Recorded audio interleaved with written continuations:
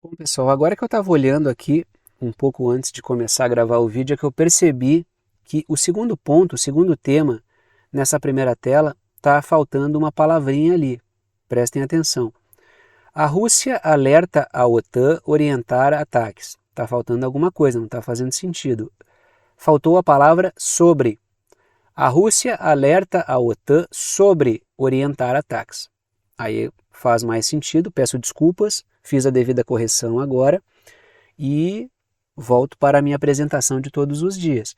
Telinha inicial, com os assuntos que serão discutidos aqui no vídeo de hoje, os temas do dia, 6 temas no total, 2 deles em vermelho porque são os temas em destaque. Os temas em destaque são os assuntos que aparecem no título e na capinha do vídeo. E aqui embaixo um recado que é sempre importante. A minutagem permite que você selecione na linha do tempo o tema que quer assistir, de forma que vocês podem assistir ao vídeo inteiro ou apenas aqueles assuntos que forem do interesse de vocês. E sem mais delongas, a gente parte para o primeiro tema, que é o seguinte. Lá na parte superior da tela, dentro daquela caixinha preta, eu coloco o seguinte título: O Zelensky pode sofrer um golpe militar. E isso não sou eu quem está dizendo isso é o tal do Larry Johnson. O Larry Johnson é um analista aposentado da CIA, um ex-analista da CIA, que diz que, por causa da insatisfação de setores militares ucranianos, o Zelensky pode sim ser alvo de um golpe. A matéria ali apresenta o seguinte panorama: ex-analista da CIA, Zelensky ameaçado por possível golpe militar. Se vocês compararem aquilo que o governo Zelensky vendeu sobre o que seria a contraofensiva e o que na verdade foi a contraofensiva, existe um abismo aí no meio. A expectativa vendida era de que a contraofensiva seria uma retomada rápida de territórios que integraram-se ao Estado russo, territórios antes ucranianos. Quando a realidade veio, não houve retomada de territórios. Tanto é que no meio do caminho a Ucrânia decidiu mudar a sua estratégia porque não estava conseguindo levar a cabo aquilo que falou, aquilo que prometeu. Por causa disso existe uma grande insatisfação. Quanto mais o tempo passa, escândalos de corrupção vão se avolumando, a insatisfação militar cresce, a insatisfação da sociedade, do cidadão ucraniano cresce. E isso leva a um cenário de risco para o próprio Zelensky. E pode ser também que o Larry Johnson, como ex-analista da CIA, esteja enviando um recado, seja um porta-voz de interesses graúdos da OTAN, dos Estados Unidos, pressionando o Zelensky a mudar a sua conduta. Existem variadas interpretações sobre isso. O fato é, várias vezes discuti com vocês aqui nos últimos dias, existem várias matérias e que estão saindo na mídia corporativa, é importante que se diga, que revelam uma crítica constante da OTAN na forma como o Zelensky tem levado à frente as suas estratégias, o Zelensky e as lideranças militares ucranianas. Trago 2 pontos para a discussão, está aí o Larry Johnson, a foto dele, e trago 2 pontos, começo pelas letrinhas vermelhas. O analista aposentado da CIA disse que militares descontentes podem depor o Zelensky. Segundo ponto. As sucessivas falhas e derrotas no fronte oriental podem ser o motivo, inclusive o Larry Johnson coloca até tempo, prazo. Isso pode acontecer nas próximas 3 ou 4 semanas. Isso mudaria a orientação e mudaria a liderança ucraniana. Claro que é um movimento bastante perigoso, algo desse tipo, porque mudaria completamente a situação. Claro, o Zelensky não é o cara que vai determinar os rumos, mas a figura da liderança é algo que tem seu peso. Até porque, não estou dizendo que o Zelensky ele tem a presença da liderança, eu estou dizendo que ele foi construído como isso. É muito mais o que ele simboliza para fora do país e para dentro do que propriamente a sua habilidade como político. O Zelensky foi vendido ao mundo, inclusive participando de Grammy por videoconferência, sendo convidado a falar no Oscar, não sei se ele chegou a falar, mas houve toda uma especulação, até o Champagne deu o Oscar dele pro Zelensky, teve toda uma babação de ovo, me perdoa a expressão, em torno do Zelensky, a construção do comediante que virou presidente, presidente que virou herói de guerra da democracia contra a autocracia russa, toda essa bobagem, houve a construção de uma figura em torno do Zelensky. Como é que de uma hora para outra o bravo exército ucraniano vai depor o bravo presidente ucraniano? Como é que isso vai repercutir nas pessoas? Até porque vai faltar parte da história. Quem acompanha a mídia escrita, ainda que corporativa, com todos os seus problemas evidentes e as suas falcatruas, está um pouquinho melhor informado, sobretudo se acompanha a mídia de fora do país, mesmo que seja britânica ou estadunidense, está um pouco menos mal informado do que as pessoas, pelo menos no caso do Brasil, que acompanham a mídia televisiva. Quem acompanha os canais abertos da mídia televisiva brasileira tem uma impressão assim, da guerra da Ucrânia que não existe na realidade. Eu estava ontem mesmo acompanhando um jornalão ali que passa na TV aberta, e aquilo ali é uma completa maluquice. Não tem nada daquilo que está acontecendo ali se vende como se a Ucrânia tivesse... Porque assim, ó, esses ataques desesperados da Ucrânia, que mudou a sua estratégia porque não conseguiu retomar territórios, quer começar a atacar de qualquer jeito o território russo para ver se consegue alguma coisa, isso aí está sendo vendido na TV como se a guerra já estivesse chegando à Rússia. Isso é uma bobagem. Na verdade, a Ucrânia, como não conseguiu retomar territórios que agora integram o Estado russo, ela começou a entrar na fase do desespero e vamos tentar atacar qualquer coisa na Rússia. A forma como a TV aberta fala disso... Agora imaginem vocês, de repente cai de paraquedas a seguinte notícia. Os militares ucranianos depuseram o Zelensky. O pessoal diz, mas como assim? Eles não estavam quase invadindo a Rússia? Que papo é esse de golpe militar? Por que derrubar o presidente heróico que estava vencendo a Rússia? Então, esses buracos de informação vão dar trabalho. Porque assim, ó, o tamanho da expectativa torna-se o tamanho da desilusão. Essa é a grande questão. E tem toda uma questão de propaganda, de guerra de informações que precisa ser mantida aí, né? Vamos para não é o segundo tema. Continuamos no mesmo assunto, outra telinha aí com o envolvido na discussão, o Zelensky com uma cara assim de, opa, será que vai ser isso aí mesmo? Né? O Zelensky, ele deve todas as noites, antes de dormir, ele deve pensar um pouquinho a respeito, se é que ele dorme bem, né? Ele deve pensar sobre que destino ele terá, porque a situação do Zelensky é uma ferramenta política.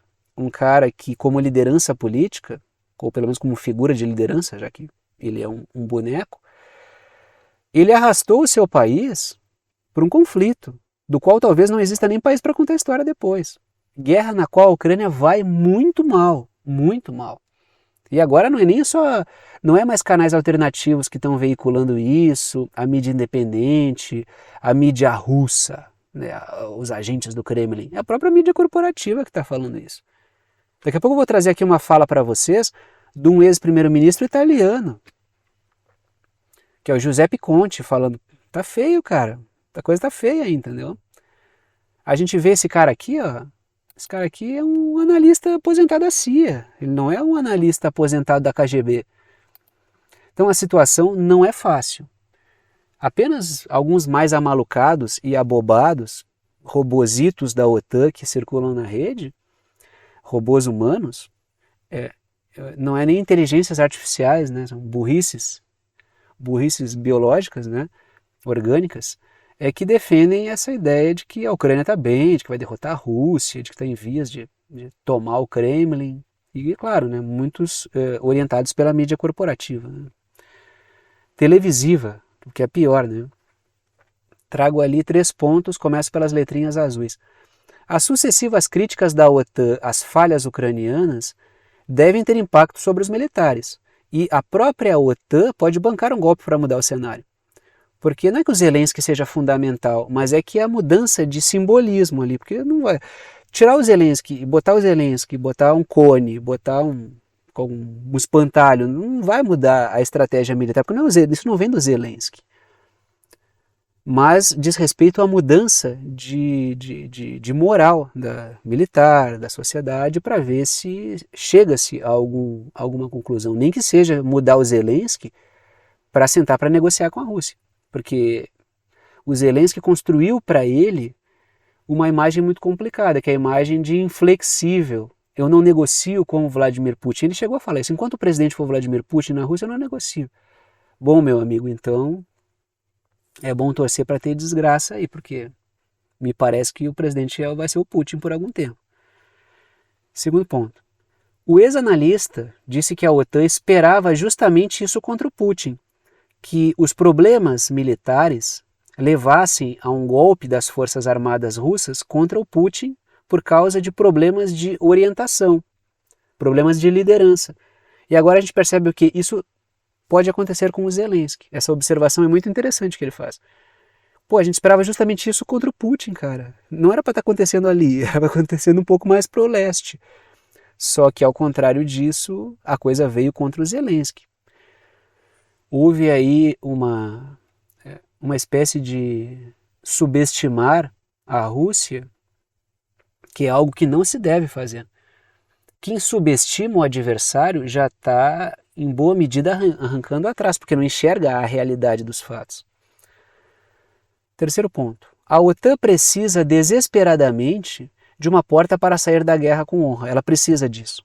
Só que essa porta de saída é muito complicada, por vários motivos. Primeiro porque prolongar o conflito atende ao projeto de vários setores da OTAN, das oligarquias financeiras britânicas e estadunidenses, e por isso está no projeto da OTAN. A crise, fruto desse conflito, favorece setores que estão capitalizando sobre essa crise. Por isso, esticar um pouquinho mais é sempre bom para esses setores. Segundo, porque como é que fica negociar com o mesmo Putin, que a mídia e os articulistas e os especialistas ficaram falando o tempo inteiro que estava perdendo. Então como é que funciona isso? A gente senta para negociar com alguém que está perdendo e faz várias concessões? Então quando se mente por muito tempo de maneira tão deslavada, é difícil justificar as coisas quando elas acontecem, entendeu? Quando chega em momentos-chave, fica difícil enquadrar a história. Porque existe um... Aí assim, ó, represa toda a verdade, e quando libera tudo de uma vez só, vai ter gente tendo um baque muito grande. A galera que fica acompanhando aí analista pró-OTAN na rede, quando a realidade bate, ele começa a ficar desesperado, fica agressivo, vem me xingar aqui nos comentários, mandando eu para a Rússia. Olha, eu vou dizer, se eu recebesse R$10 para cada pessoa que vem comentar aqui embaixo, me mandando para a Rússia, eu tava bem de grana, viu? Terceiro ponto. Opa, a terceiro ponto já falei, né? Que a OTAN precisa desesperadamente de uma porta para sair da guerra com honra. Aí será que é um golpe no Zelensky, aí sobe ao poder os militares e negociam com a Rússia? Não sei. Será que é essa eleição que vai pintar aí, aparece uma figura, o Zelensky perde as eleições, aí sobe ao poder? O que estão tramando aí, né? Porque vão ter que sair de algum jeito isso aí, né? Vão ter que sair de algum jeito essa roubada. Aí tá o que eu falei para vocês antes, ó, que é a seguinte matéria. A OTAN falhou na Ucrânia, não conseguiu subjugar a Rússia, diz o ex-primeiro-ministro italiano, que é o Giuseppe Conte. A matéria continua. O antigo primeiro-ministro italiano diz considerar os líderes europeus subordinados a Washington no que diz respeito à política adotada na Ucrânia. Então ele fez várias críticas, ele também fez leituras do cenário de que a Rússia também teve alguns problemas, mas no saldo geral, quando a gente olha o pacote que o Giuseppe Conte atira na mesa, a gente percebe o que? Existe uma espécie de... Já que ele faz parte da União Europeia, ele é italiano, já que ele faz parte da OTAN, existe uma autocrítica brutal nas palavras do Giuseppe Conte. Trago ali 3 pontos, começa pelas letrinhas azuis. O Conte pediu uma avaliação honesta sobre o fracasso do apoio contínuo da OTAN à Ucrânia. Ele falou, não, a gente perdeu. Ele está falando quase isso. Foi um fracasso, não atingimos os objetivos e é hora de fazer um balanço realista sobre a situação na qual nos encontramos. Sobretudo quando a gente fala a respeito da Europa continental. Estou trazendo as ideias do Giuseppe Conte. A OTAN no geral foi mal e a Europa continental abraçou um projeto que lhe prejudicou. Isso deu a visão a todos que estão olhando com atenção de que a Europa continental é subalterna em relação à política de Washington, em relação aos Estados Unidos. Que é o que eu tenho dito aqui, né, todos os dias. Segundo ponto, ele disse que não houve sucesso no campo de batalha nem das sanções que tinham como objetivo isolar a Rússia, porque não conseguiram isolar. Ele inclusive fala que não só não isolou, como a fila dos BRICS está dando volta na quadra. Então, o resultado não saiu como esperado. E muito menos do projeto de derrubar o Vladimir Putin, que não houve fragilização da figura dele, ele aumentou o apelo popular. Pesquisas feitas por institutos ligados à OTAN, e inclusive já falamos sobre isso a partir de artigos da OTAN, demonstram que o Putin aumentou a sua popularidade durante o conflito. Terceiro ponto. A fala do Giuseppe Conte colide com a postura da Giorgia Meloni, que é a atual primeira-ministra italiana, que é subserviente à OTAN, a Giorgia Meloni. E ela contribui para ampliar a crise na Itália. Ou seja, ela alimenta um conflito que, com o efeito bumerangue, volta contra a própria Itália. E isso já pinta um certo cenário de campanha do movimento político do Giuseppe Conte, que é uma crítica a isso, né? Continuamos no tema Rússia-Ucrânia, porque tem os tais ataques com drones aí, né? Que é o segundo tema ali que eu acabei errando na telinha inicial. Trago o seguinte título, esse aqui escrito de maneira certa, né? Que é A Rússia alerta a OTAN sobre os tais ataques com drones que estão sendo orientados, estão tendo aí informações da OTAN para que a Ucrânia possa atacar o território russo. Trago a seguinte matéria. A Rússia diz que onda de ataques com drones ucranianos ao território russo não ficará impune, haverá resposta. Está aí no mapinha, e quando a Rússia fala que vai responder, ela responde. Tá? Não sei se isso vai ser agora, é possível até que, pelo menos até o final da tarde, ali onde eu estava dando uma pesquisada, eu não tinha encontrado nada ainda. Pode ser que tivesse acontecido, eu não encontrei. Mas a Rússia, quando ela fala que vai responder, espera um pouquinho que vem, tá? Tá aí o mapinha com o X está na Ucrânia, tá? E o pontinho, o marcador vermelho ali, está na parte da Rússia, quase na fronteira com a Estônia, que houve dos vários ataques com drones a um aeroporto. Então está bem distante da Ucrânia. Isso tem a ver com o posicionamento russo, tá? Já vamos falar disso. Trago 2 pontos, começa pelas letrinhas vermelhas. Drones ucranianos atingiram um aeroporto russo próximo à fronteira com a Estônia. Gerou ali um estrago. E, segundo ponto, o governo russo disse que drones não poderiam ir tão longe no território russo sem o suporte da OTAN, o que implica diretamente a OTAN nisso. Os Estados Unidos já disseram que não tem nada a ver, que não estimulam esse tipo de prática, que apenas apoiam esse tipo de ataque em território para a defesa ucraniana, não no território russo, mas é evidente que a Ucrânia está sendo orientada pelas forças da OTAN a usar esse tipo de prática.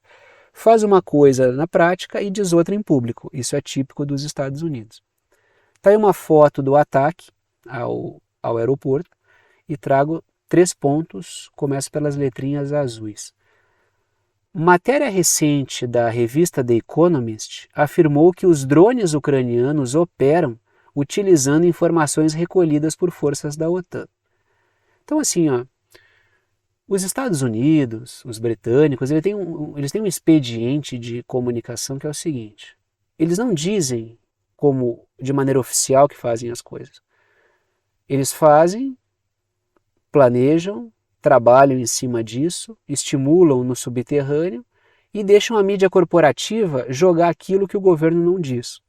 É assim que temos visto, e é uma prática corriqueira dos Estados Unidos, dos britânicos fazerem isso, sobretudo dos Estados Unidos. Os Estados Unidos querem enviar recados, mas não querem aparecer como um discurso oficial falando isso. Vaza de propósito algumas coisas, alguns documentos do Pentágono que começam a dizer que estão espionando o XYZ. Isso já deixa o XYZ apavorado com o recado que está sendo enviado. Então assim, The Economist disse, relatórios disseram que os Estados Unidos... Não é porque eles estão publicando isso. Ninguém aqui vai achar que a The Economist está dando um furo jornalístico. Ninguém aqui vai achar que New York Times, The Washington Post estão fazendo jornalismo de verdade. Eles estão dizendo aquilo que oficialmente os Estados Unidos não querem dizer. O governo Biden não quer dizer. Segundo ponto, o governo ucraniano afirma que quer gerar impacto psicológico sobre a guerra nos russos, ou seja, fazer com que os russos que não sentem o gosto da guerra, sentirem o gosto da guerra. Atacando posições militares, sim, mas atacando também regiões civis. E é interessante, ontem eu estava assistindo a mídia corporativa e a minha esposa até falou, eles não estão cobrindo a coisa de uma mesma maneira, não está sendo nada honesta essa reportagem, ela está sendo mais desonesta que o habitual. E a gente até começou a rir, porque é assim, ó, quando a Ucrânia ataca, ela ataca pontos militares, é estratégico. E quando a Rússia ataca, ela ataca civis. Inclusive com matéria, as crianças ucranianas estão indo para o subterrâneo para poderem estudar. Daí tem a novelização, né? Que é aquela história que eu já falei várias vezes do ursinho. Explodiu um prédio civil, aí tinha o ursinho debaixo dos escombros, aí o jornalista vai lá e tira o ursinho, olha o ursinho. A criança não morreu, mas poderia ter morrido, que é a criança quântica, mas o ursinho morreu. Então, é toda uma novelização, entendeu? Terceiro ponto. Então a Ucrânia, ela ataca para levar aos civis russos o sabor da guerra. Só que quando a mídia fala isso, ela não dá o tom de ataque a civis, entendeu? Comparem a mídia corporativa falando de ataques da Ucrânia e ataques da Rússia, vocês vão perceber isso aí. Terceiro ponto. A Ucrânia decidiu apostar nos ataques à Rússia após não ter sucesso na sua contraofensiva. É uma mudança de estratégia, né? Então continuamos não, né? A gente vai falar do continente africano. Vários de vocês me perguntaram sobre isso ao longo do dia de ontem, né? Nos comentários do vídeo de ontem vocês me perguntaram, me falaram sobre isso, alguns fizeram pergunta. Há uma tendência instalada no continente africano. Existe uma tendência que está colocada na França-África, que são os países historicamente colonizados pela França, muito embora o Gabão tenha dado uma guinada recente em direção ao Reino Unido, buscou o apoio britânico, inclusive o presidente deposto pediu socorro em inglês, o que significa que pedir em francês não está adiantando muito, porque o pessoal não está confiando muito na França. Há uma tendência, são todas leituras muito interessantes de se fazer, mas o fato é, mais um levante militar que depõe um presidente civil fraco, corrupto e capacho. É isso. É disso que a gente vai falar aqui de novo, tá? E vamos falar mais, acredito eu que é uma tendência colocada ali. Não à toa os países da África Ocidental estão tentando dar um corretivo nos militares do Níger para evitar essa tendência, que é uma tendência de levantes militares apoiados pela sociedade para depor regimes civis capazes. Mas não tentem generalizar. Sempre militares fazendo levantes vão ter apoio da sociedade para derrubar regimes civis. Isso é uma realidade de uma parte do continente africano em específico, entendeu? Não é uma realidade que dá para generalizar, daí começa aquela discussão besta, civis versus militares. Não, não. Se a gente atira isso aí nas redes do Brasil, o cara já vai com aquele olho de polarização burra, daí deu, né? Aí, como se diz, a merda tá feita, né? Aí a gente vai ver as análises mais esotéricas do mundo. Trago aí o seguinte título na parte superior da tela, dentro daquela caixinha preta, é Mais movimentações na África. Trago a seguinte matéria da BBC, mídia corporativa britânica. Golpe no Gabão. Exército toma o poder de Ali Bongo, líder político presidente do Gabão, e o coloca em prisão domiciliar. Situação parecida com a do Níger, que também aparece no mapinha. Tá? Níger, recentemente, agora tem o caso do Gabão. Gabão que está pintado em laranja no mapa, trago 2 pontos, começo pelas letrinhas vermelhas. Os militares depuseram o presidente após a sua reeleição. Ele e o pai dele estão no poder há 55 anos. Ah, deu um golpe na democracia. O cara está no poder há 55 anos. E esse é que é o ponto a ser observado aqui. Segundo ponto. O Gabão foi colonizado pelos franceses, mas uniu-se em 2022 aos britânicos. A gente percebe uma disputa, né? Que falamos várias vezes aqui de Estados Unidos e Reino Unido furando o olho da França. Falamos várias vezes disso aqui, né? Teve o caso do AUKUS, que é aquela parceria entre aspas Estados Unidos, Reino Unido e Austrália. A parceria do submarino nuclear que deixaram a França ali no vácuo. Aí, no que tange ao continente africano, existe um claro projeto dos Estados Unidos treinando militares para aplicarem golpes em líderes políticos civis frágeis que são aliados da França. Isso é uma tendência que a gente já discutiu aqui. Aí a gente viu o que? O caso do Gabão, que buscou recentemente os britânicos no lugar da França, né? Então existe um movimento de sequestro aí, anglo-yankee, do poder que a França tem no continente africano. Claro, é ladrão roubando ladrão, né? Aí há duas imagens. A de baixo é do presidente, ali é o Ali Bongo, né, o nome dele, deixa eu botar aqui. É o Ali Bongo. O Ali Bongo embaixo pedindo socorro em inglês e o povo em cima vibrando, né? Vibrando. Então, para mim, contrastar essas duas imagens é muito gostoso, né? Porque embaixo um capacho dos interesses transnacionais chorando pitanga no vídeo e em cima o povo fazendo uma super festa, apoiando a deposição do presidente civil capacho. Então, é uma tendência. Quando o Níger implementou o levante militar, depois o presidente, o povo apoiou, e os caras disseram que não sairiam e não saíram, ali já estava um sinal, entendeu? Outros militares em situação semelhante já vão observar a situação com algum cuidado. Opa, dá para fazer e o povo apoiou. Será que apoia aqui? No Gabão o povo apoia também. Então é engraçado quando a gente vê a mídia corporativa falando nisso, né? Ontem eu estava vendo nesse mesmo jornal, né, jornalão aí da TV aberta que eu estava assistindo ontem, o cara falou, é preocupante a situação na África, na parte historicamente colonizada pela França, porque a França está perdendo o controle. Pô, é sério que o cara falou assim ao vivo no jornal que é ruim a França perder o controle sobre territórios que ela explora no continente africano? Esse jornalista não tem vergonha de dizer uma coisa dessa?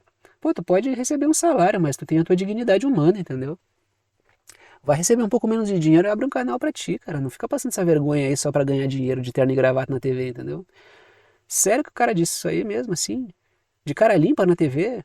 No meio da tarde? Ele falou uma coisa dessa na hora do almoço? É vergonhoso, né? Vergonhoso, né? Mas enfim, trago aí 3 pontos, começo pelas letrinhas azuis. A junta militar diz que depois... Que eu tava falando da mídia antes, né? Acabei esquecendo da ideia final. Aí o povo comemorando na rua e o cara olha lá, e o povo também apoiou, né? Então, mas vai reclamar do povo que apoiou um levante militar contra uma família que está há 55 anos no poder. Então assim, o cara tenta defender o indefensável. E bem feito, né? Bem feito, né? Trabalha passando esse tipo de informação mentirosa, tem que passar esse constrangimento mesmo defendendo o indefensável. Primeiro ponto, letrinhas azuis. A junta militar diz que depôs o regime e que irá desmantelar as instituições da República no Gabão. Vemos um caso de um outro governo civil fraco e capacho sendo deposto. Um padrão sendo estabelecido, né? Segundo ponto. O presidente deposto fez um vídeo pedindo socorro em inglês, provavelmente apelando aos britânicos, né? Se estivesse apelando à França, estaria fazendo em francês, que é a língua que boa parte das pessoas no Gabão falam. Então ele foi utilizar o quê? Foi utilizar logo o inglês. Sinal de que não adianta pedir muito socorro para a França. O caso do Níger desmoralizou muito. Então, vários casos têm desmoralizado a França, na verdade, né? Terceiro ponto. A população tomou as ruas para festejar o fim de 55 anos de uma mesma família no poder, capacho dos interesses transnacionais. Continuamos no continente africano. Vamos falar da vizinhança ali, como é que anda, notícias recentes, tá? Matéria da ABC News. A ONU está a realizar uma retirada sem precedentes durante 6 meses de quase 13 mil soldados de forças de manutenção de paz no Mali. A matéria continua. As Nações Unidas estão no meio daquilo que o secretário-geral Antônio Guterres chama de uma saída sem precedentes de 6 meses do Mali, por ordem da junta militar do Mali, que trouxe mercenários do grupo Wagner da Rússia para ajudar. Vamos falar um pouco sobre essa situação, um pouco mais, né? Porque já falamos várias vezes sobre o caso do Mali aqui. Mas vamos continuar. Trago 3 pontos, começo pelas letrinhas azuis. O governo do Mali exigiu a saída das tropas da ONU que não conseguiram colaborar no combate ao terrorismo, no que o grupo Wagner, grupo militar privado russo, foi muito mais efetivo. O grupo Wagner derrotou o terrorismo? Não. Mas foi mais efetivo do que as forças tanto da ONU quanto da França, que estavam no Mali tentando combater o terrorismo e não conseguiram. Segundo ponto, a França perdeu a credibilidade no Mali pelo mesmo motivo, lógico, além da histórica exploração. Essa comemoração aqui no Gabão não é só porque saiu um líder político, um líder não, uma família que está há 55 anos no poder. É porque também existe o aspecto das forças que estão por detrás desses políticos aí. Terceiro ponto, letrinhas verdes. Os Estados Unidos fomentaram golpes na França-África, como eu já falei aqui. Muitos dos militares que aplicaram golpes em vários países foram treinados pelos militares estadunidenses, o que significa que houve um treinamento para isso, mas não conseguiram capitalizar sobre esse cenário de caos que eles mesmos produziram. Ou seja, os caras deram um golpe e pimba, foram para lá da Rússia. Ué, o que aconteceu aí, né? Aí vem aquelas análises super obscuras. Ah, então tu vê que os Estados Unidos estão com a Rússia, né? Cara, não é porque faz sentido na tua cabeça que tu tem que trazer isso para público, entendeu? Guarda para ti essas coisas, sabe?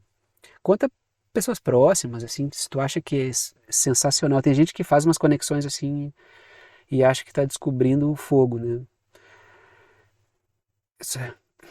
Bom, deixa eu... Trago mais uma matéria. Estamos na vizinhança, tá? Deixa eu voltar no mapinha lá para... Ó, falamos do Gabão, falamos do Mali, tá bem na pontinha do mapa ali ao lado do Níger. E agora vamos falar da Argélia, que no mapa aí está como Algéria, tá? Então vamos continuar aqui, tá? O ministro das Relações Exteriores da Argélia propõe um plano de 6 meses para a transição do Níger para a democracia. Vamos falar um pouquinho sobre isso. Não, a Argélia não está do lado da França, não, a Argélia não quer sabotar o Níger. A Argélia está buscando uma saída dialogada para não desestabilizar mais a região. Tá? 3 pontos, começo pelas letrinhas azuis. A Argélia busca o meio termo entre a proposta dos países da África Ocidental, que quer uma intervenção para recolocar o presidente Bazoum no lugar, e a junta militar que depôs o presidente do Níger. Só que a junta militar do Níger, ela quer 3 anos para voltar ao regime civil. O que a Argélia está propondo? Uma transição de 6 meses, que atenda ao que os países da África Ocidental querem, mas que também atenda à não devolução do presidente deposto para o poder. É uma tentativa de diálogo aí.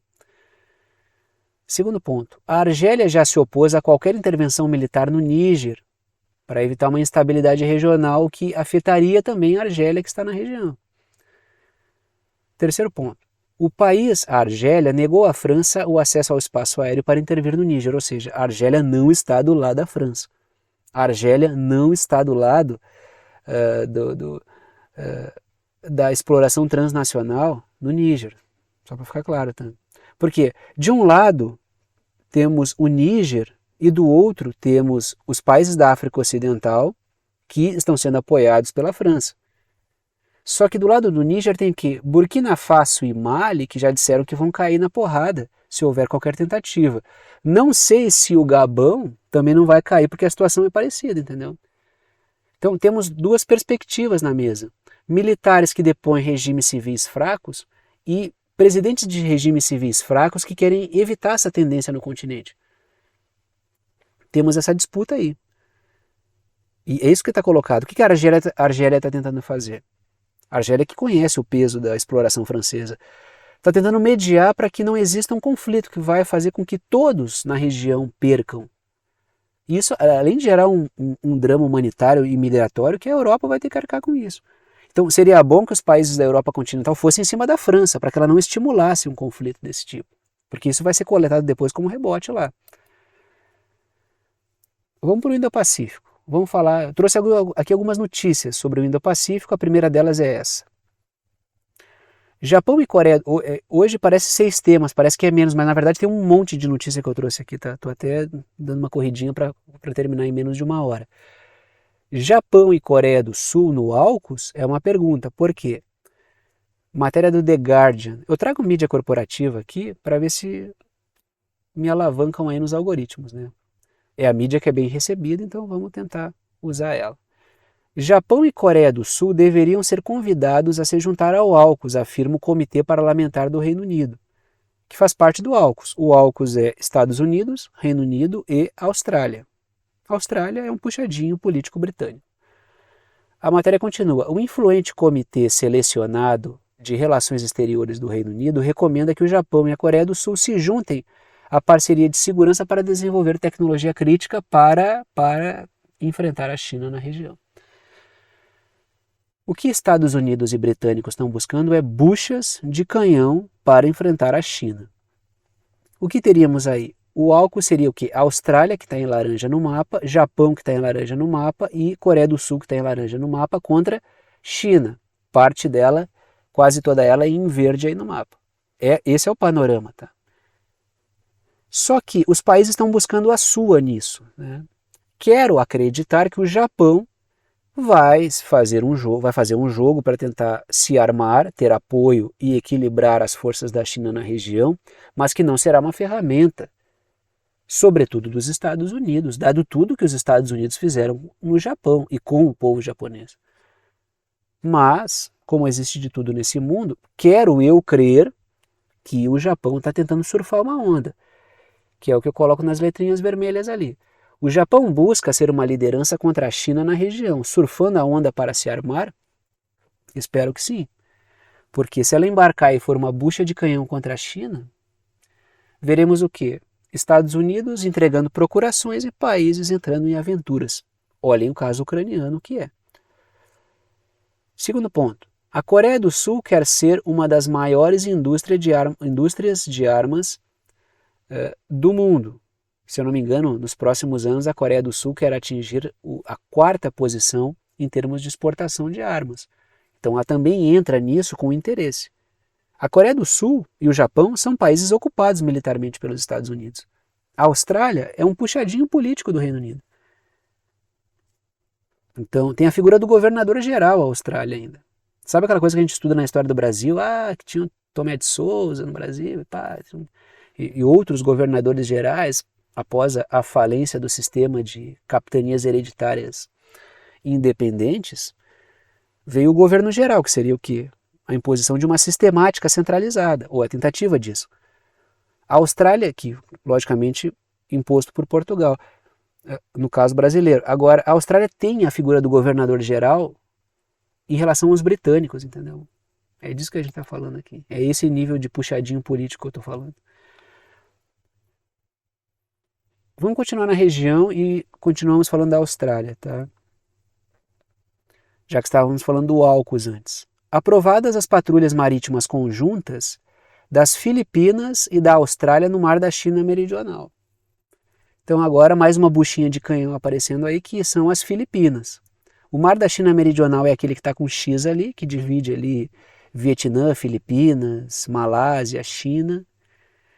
E pintei as Filipinas em laranja aí junto com a Austrália e a China continua em verde ali, né? Trago 2 pontos, começo pelas letrinhas vermelhas. A Austrália e Filipinas fizeram um exercício simulando a retomada de ilhas no Mar do Sul da China. Então essa participação das Filipinas aí como uma peça pró-OTAN é algo que está cada vez mais evidente. Tanto é que eu já falei várias vezes. A Austrália ela já está na linha de frente ali, sabe aqueles filmes de guerra de época? Aquele pelotão que sai correndo na frente, gritando quando as tropas vão se chocar e é os primeiros que morrem. A Austrália já está aí. Japão, quero crer que está fazendo o jogo. Coreia do Sul, quero crer que está fazendo o jogo, mas as Filipinas estão cada vez mais colocadas nessa situação. Segundo ponto, a Austrália é uma espécie de garagem, oficina de submarinos britânicos e estadunidenses, que é um dos papéis da Austrália na parceria, entre aspas, AUKUS. Continuamos na região, vamos um pouquinho mais em direção ao Pacífico e a gente vê o que ali? Matéria do Military Times. Os Estados Unidos deram ok para fazer cumprir a lei marítima em torno de Palau. É incrível como a jurisdição dos Estados Unidos ela vai em todo lugar, né? Não respeita as jurisdições. É por isso que tem um filme do Batman lá que os caras falam, o Batman não respeita as jurisdições, ele vai lá e pega um cara de avião, uma coisa muito louca lá, um anzol que puxa o cara para dentro do avião. Os Estados Unidos não respeitam jurisdições, né? Eles não respeitam soberanias, eles vão lá e fazem patrulha marítima em Palau. Tá? As ilhas estão com pintadinhas em vermelho, os pontinhos em vermelhos ali no mapa, se vocês enxergarem, é Palau. Eu fiz um X ali maior para quem não conseguia enxergar ali, eu fiz um X ali, tá? Palau tá ali, tá? As águas são aquelas ali. Trago ali 2 pontos, começo pelas letrinhas vermelhas. Os Estados Unidos também atuarão como guarda costeira de Palau. Lembrando que eles vão fazer isso nas Filipinas também, no Mar da China Meridional. Ou seja, eles estão tentando transformar todo o entorno em águas estadunidenses. Eles vão ficar ali trabalhando como guarda costeira, para gerar tensão, logicamente. Segundo ponto, os Estados Unidos utilizam o tema da pesca e das embarcações e disputas de águas entre países para levar tensão à região. Então é uma estratégia que os Estados Unidos estão usando. No caso das Filipinas, tem ali um tratado de defesa mútua. E agora tem essa questão envolvendo Palau aí também. Agora não, né? Já faz algum tempo que existe. Vamos falar do Oriente Médio. A gente vem um pouco mais, a gente volta para o Oriente Médio, né? Em relação a mim, né? Aqui que estou no Brasil, né? E a gente fala sobre os Estados Unidos, políticos, congressistas estadunidenses visitam rebeldes, ou melhor, vamos falar direito, né? Botei o termo rebeldes aí, mas congressistas estadunidenses visitam uma região controlada por grupos considerados, braços de grupos considerados terroristas na Síria. Tudo para apoiar levantes contra o governo soberano do Bashar al-Assad. Matéria do The Washington Post. Viagem do Congresso à Síria, rara e breve, destaca uma região abandonada. Não é abandonada, né? Tem forças ali que são mantidas, estimuladas pelos Estados Unidos. Então, trago ali o mapinha da Síria e trago 2 pontos para a discussão, começa pelas letrinhas vermelhas. Só lembrando, tá? O Bashar al-Assad está resistindo a uma tentativa transnacional de derrubá-lo do poder. O principal apoiador são os Estados Unidos, que inclusive tem tropas dentro da Síria. Quem convidou as tropas estadunidenses para estarem na Síria a gente não sabe exatamente. Mas as tropas, 900 soldados estadunidenses estão dentro da Síria, a convite de ninguém. Tá? 2 pontos, começam pelas letrinhas vermelhas. Essa região síria visitada é controlada por um dos braços da Al-Qaeda, que, diga-se de passagem, para quem não lembra, é um grupo terrorista. É considerado como grupo terrorista pelos próprios Estados Unidos. Publicamente, mas extraoficialmente, tem troca de e-mail, isso já foi revelado pelo Wikileaks, de figuras do governo Obama dizendo que, abre aspas, a Al-Qaeda está com a gente, fecha aspas. Segundo ponto. Letrinhas azuis. Esse grupo rebelde / terrorista, anti-Assad, quer derrubar o governo do Bashar al-Assad para implementar no seu lugar um governo fundamentalista na Síria. Então o problema dos Estados Unidos não é o nível de fundamentalismo do Talibã, por exemplo. O problema dos Estados Unidos com o Talibã é o fato de ele não ser uma força manobrável mais. Já foi. Na década de 1990 o Talibã era um aliado da atuação da CIA. Com o passar do tempo, o Talibã foi se afastando, até que lá pelas tantas o Talibã começou a tocar fogo no plantio de papoula para a produção de drogas da CIA no Afeganistão. Para quem não sabe, o Afeganistão é fonte de boa parte da heroína da Europa. Aí acabou o amor, porque mexeu no negócio das drogas da CIA, aí houve uma separação nada amigável.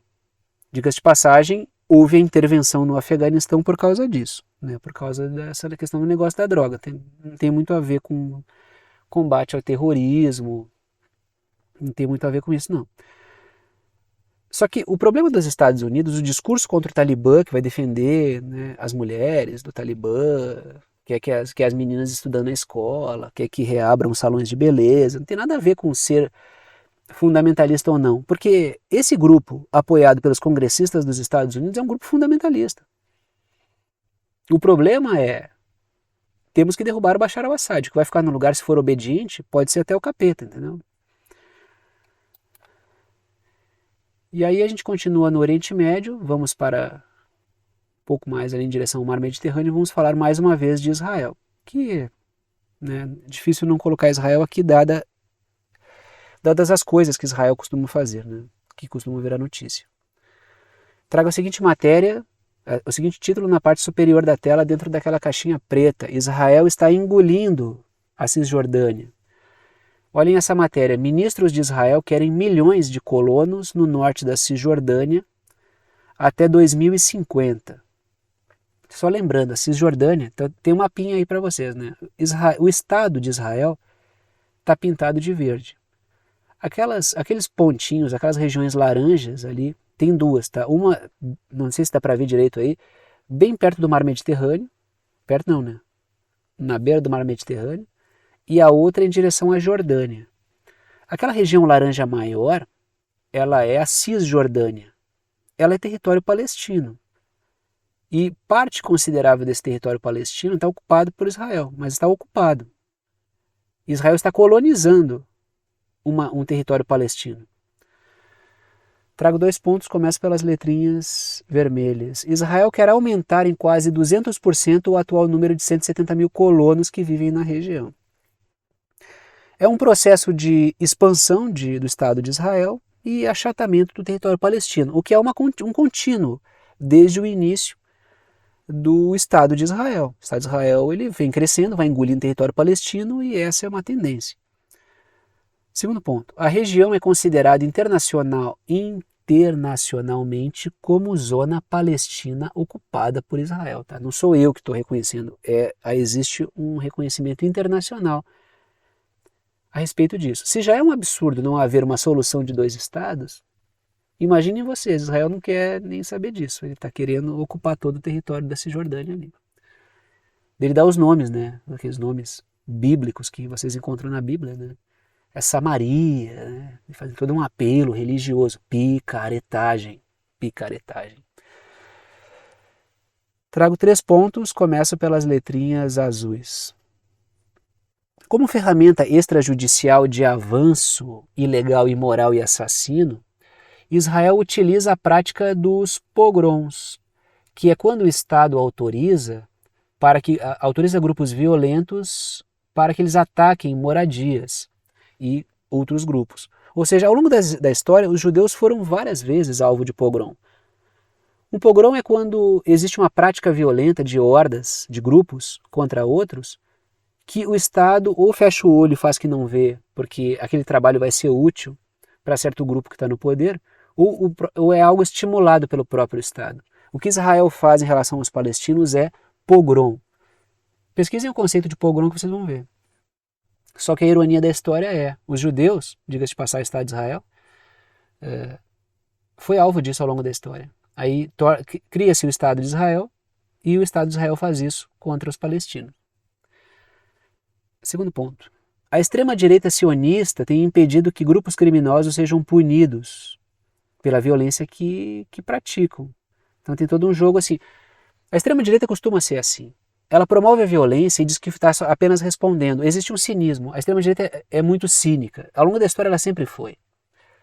Diga-se de passagem, a gente volta e vê o hitlerismo, o nazismo atuando, ele é assim. Não, a gente está se defendendo, foi no interesse da nação, esses grupos é que estão invadindo a nossa nação.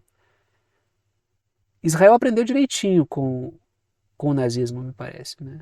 E não me venham com essa história de que toda crítica ao Estado de Israel é antissemitismo. Isso é um escudo que a extrema-direita israelense utiliza para poder se defender quando é criticada pelas atrocidades que comete. Aí ela faz um uso da história para esconder que ela está fazendo exatamente o mesmo que os judeus foram alvo no passado. Tanto é que olha essa notícia que eu trouxe para vocês. Casa do prefeito palestino é alvo de tiroteio enquanto a onda de crimes mortais em Israel continua, com a autorização do Estado. Terceiro ponto. O projeto interno do extremismo sionista tem minado a relação de Israel com países vizinhos. Há um projeto interno que é dizimar os palestinos, só que isso colide com a vizinhança que, em boa medida, é muçulmana. Então existem 2 projetos que estão problemáticos. Ou Israel quer fazer parceria com países de maioria muçulmana, ou eles trucidam os muçulmanos palestinos, né? Existe aí uma contradição, né? E aí chegamos ao final do vídeo, né? O final do vídeo é o momento de passar o chapéu, pedir o apoio financeiro para os que gostam, podem e querem apoiar o canal. Apenas os anúncios, propagandas que aparecem aí durante o vídeo não garantem a sobrevivência do canal. Se eu fosse depender apenas das propagandas, da receita das propagandas, seria bem difícil fazer esse trabalho aqui. O trabalho se mantém diário, segunda a sexta, com vários assuntos, com dedicação e tempo, porque existem pessoas que apoiam financeiramente o canal. E eu sou imensamente grato a essas pessoas, sinal de que elas confiam no trabalho que eu faço. Se vocês quiserem apoiar o canal, tem 3 formas de apoio. Não está em ordem de importância.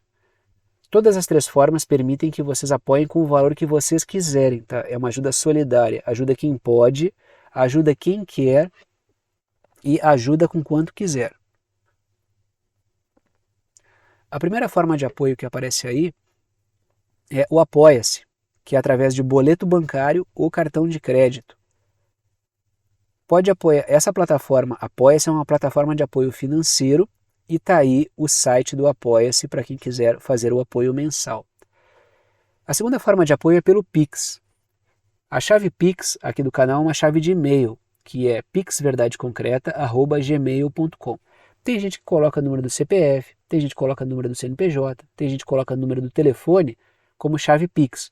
Eu coloco um e-mail. Se vocês digitarem na chave Pix, pixverdadeconcreta@gmail.com, vai aparecer o meu nome e vocês podem fazer a doação no valor que vocês quiserem. Vai aparecer lá Thiago e aí vocês podem fazer a doação no valor que vocês quiserem.